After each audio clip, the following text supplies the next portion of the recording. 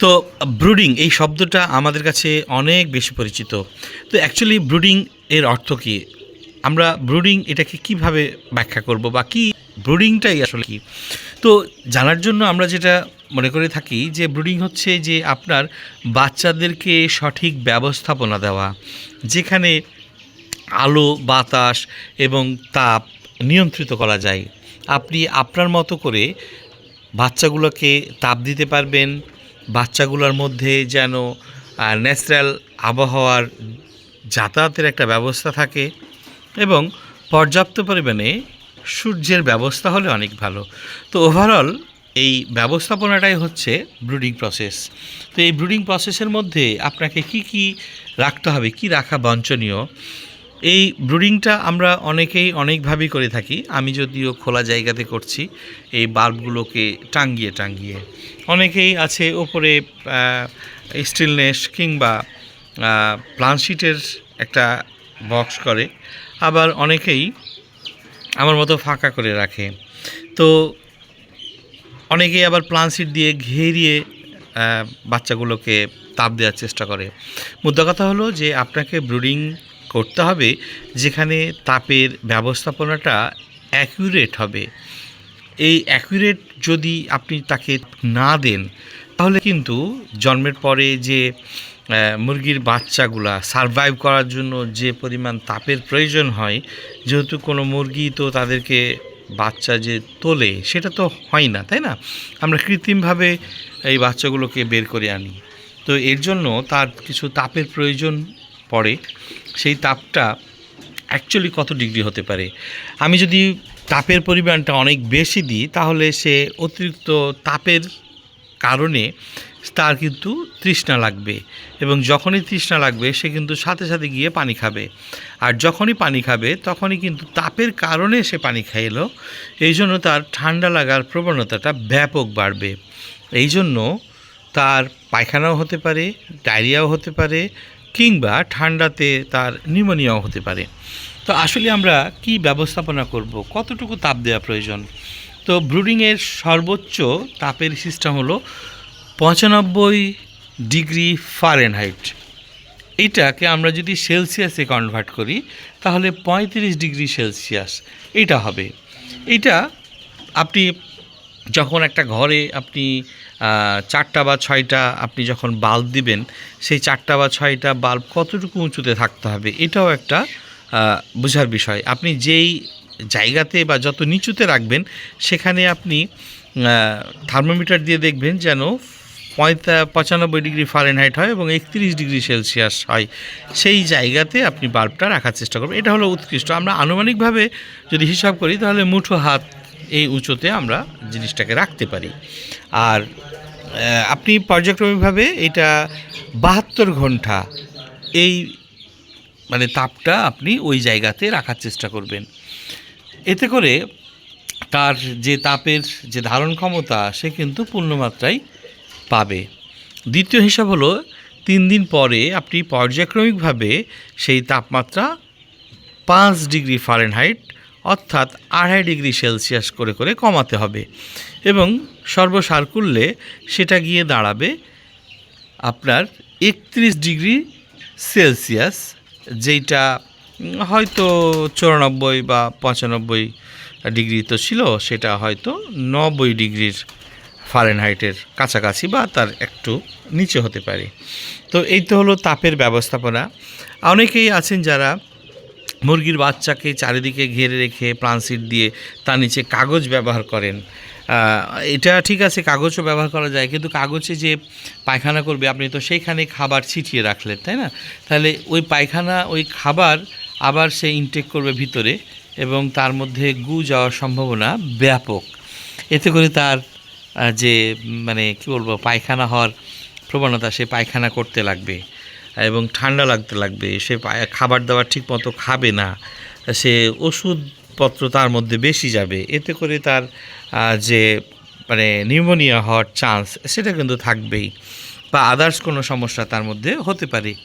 তো এই জন্য আপনি যদি মানে পেপারের ওপরে যদি দিতে থাকেন, তাহলে সেই পেপারকে একসাথে 10টা পেপারের স্তর করবেন এবং সেই প্রথম পেপারে যখন খাবার দিলেন, পানি দিলেন, তাদেরকে রাখলেন, যখন সেটা 24 ঘন্টা পার হলো, সাথে সাথে প্রথমকার পেপারটা তুলে ফেলে দিলেন। পরে তো স্তরে স্তরে সাজানো আছে, বা তাদের মানে পটির ওপরে ডিপেন্ড করবে যে আপনার ওই প্রথমকার পেপারটা তোলা প্রয়োজন কি না।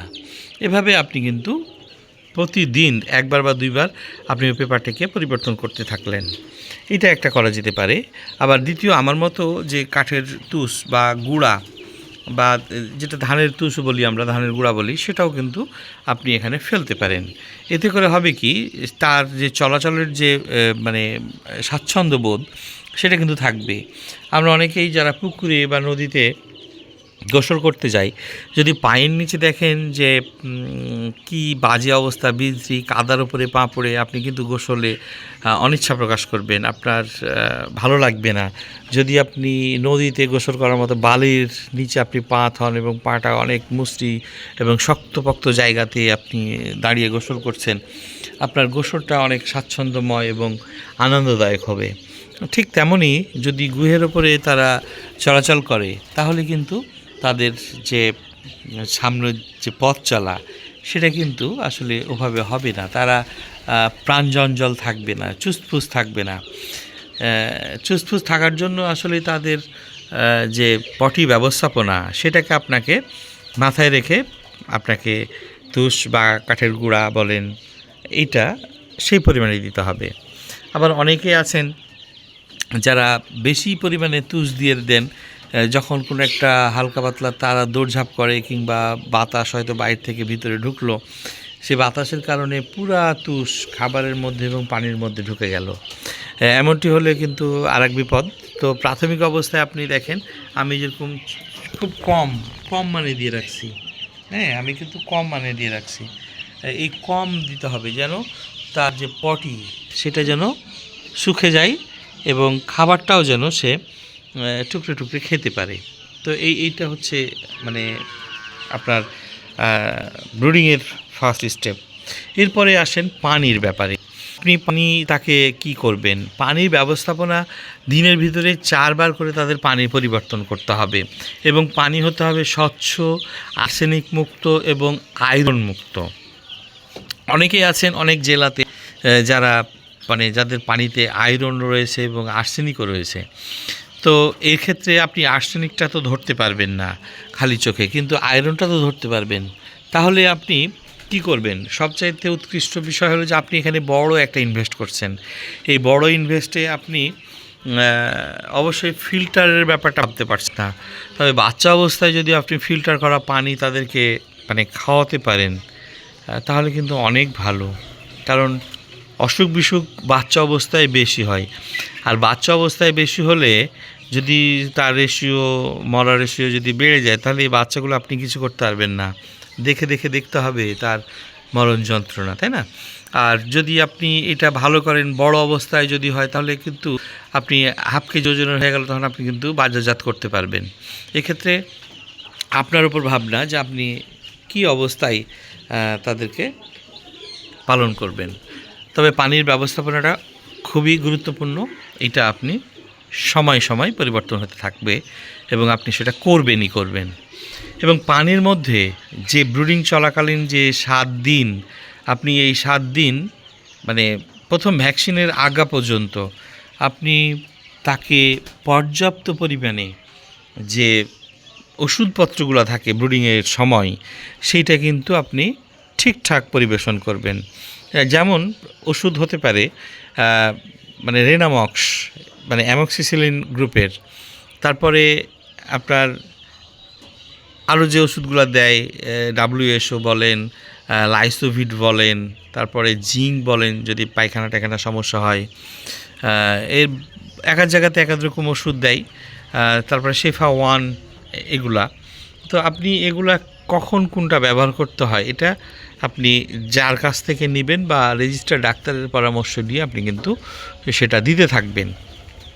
এই ওষুধই পারে আপনার মানে মুরগির যে নাড়িটা রয়েছে সেই নাড়িটাকে শুকাইতে, আর ব্রুডিংয়ের যে তাপ সেটাও অবশ্যই কাজ করবে। আমার এখানে সূর্যের আলো পড়ছে, তারা যখন প্রয়োজন মনে করছে তারা কিন্তু ওই সূর্যের আলোতে কিন্তু চলে যাচ্ছে, দিয়ে সূর্যের আলোতে বসে থাকছে। হ্যাঁ, আর রাত্রেবেলায় আমি কিন্তু তাদের লাইটের আলো ব্যবহার করতেছি। আর ওষুধপত্র তার যে মানে লাড়িটা যে কাঁচা, সেই কাঁচা লাড়িটাকে শুকানোর চেষ্টা করছে। অনেকে আমরা কিন্তু একটা ভুল করি পানি দেওয়ার সময়তে। আমি যেহেতু দেখেন যে ছোট্ট আমি কিন্তু পানির পট ব্যবহার করেছি, যারা এই খাবার পাত্রের মতো বড় পট ব্যবহার করেন তাদের ক্ষেত্রে কিন্তু একটা সমস্যা হয় যে মুরগির বাচ্চাটা কিন্তু ওই পানির ওপরেই কিন্তু গিয়ে তার মানে পেটটা ডুবিয়ে কিন্তু পানি পান করে। এতে করে যে সমস্ত মুরগির বাচ্চা ওই পানির ওপরে বসবে, কিংবা অনেক হয়তো পটি পড়ে আছে পটির ওপরে বসছে, তাহলে তার নাড়ি দিয়ে কিন্তু সেই জীবাণুটা ঢোকার চান্স 100% থাকে। আর যদি তার নাড়ি দিয়ে পানি কিংবা জীবাণু ঢুকে, তাহলে বুঝবেন যে সেই বাচ্চাটা নিউমোনিয়া হওয়ার সম্ভাবনা 100, এবং সেই বাচ্চাটা 10 থেকে 15 দিন পর কিন্তু মারা যাবে। যেটা অনেক চাষি ভাই কিন্তু বলে থাকেন যে আমার বাচ্চাটা 10 থেকে 15 দিন যেতে না যেতেই মারা যেতে থাকে। তো আমার মনে হয় যে এইটা একটা মানে আপনাদের ভুল, যে ভুলের মাসুল আপনি হরহামেশাই দিয়ে থাকেন। তো পানি দেওয়ার সময়তে আপনি ছোট পাত্র ব্যবহার করার চেষ্টা করবেন, যেন সে কোনো মতেই উঠতে না পারে, তার মধ্যে সে বাইরে থেকেই যেন পানিটা খেতে পারে। তো এইটা হচ্ছে একটা বিষয়। ওই যে দেখেন মুরগির পিছনে দেখেন গু লেগে আছে, তাহলে আমি এখানে কি করব? এই যে দেখেন এই মুরগিটা বাচ্চাটার মানে পিছনে গু।